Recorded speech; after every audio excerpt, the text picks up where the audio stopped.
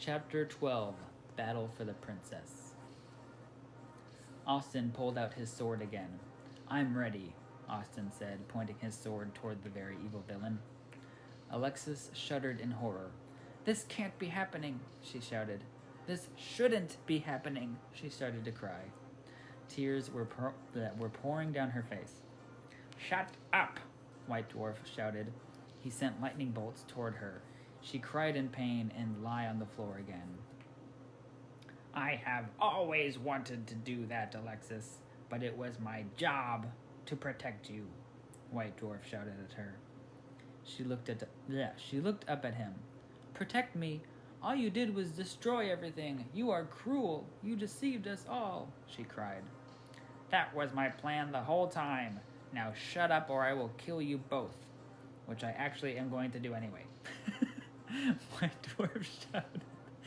"Don't talk to her that way," Austin shouted. He walked toward White Dwarf and raised his sword. "What are you going to do about it? White Dwarf asked as he rose his hands. Lightning shot out of his hands.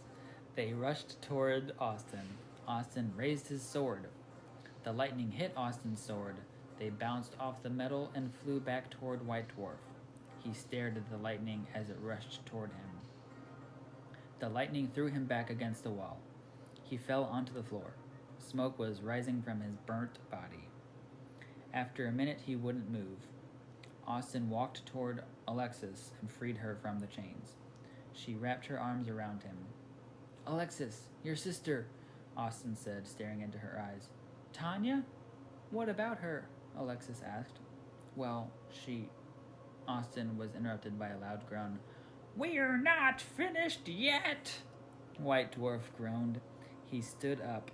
He stared at Austin with his black eyes. "Walk away, Alexis. Walk away," Austin whispered to her. "Be careful," she replied, and she walked towards the door. "Stay right there," White Dwarf yelled. Alexis turned around and stared at the evil man across the room. She stopped in her place. "Come here," he shouted, the veins popping out of his forehead again. She walked toward him. He grabbed her arm and pulled her close. "Don't touch her," Austin shouted, and he held up his sword. He ran toward him and held his sword like a baseball bat. White Dwarf threw Alexis to the floor.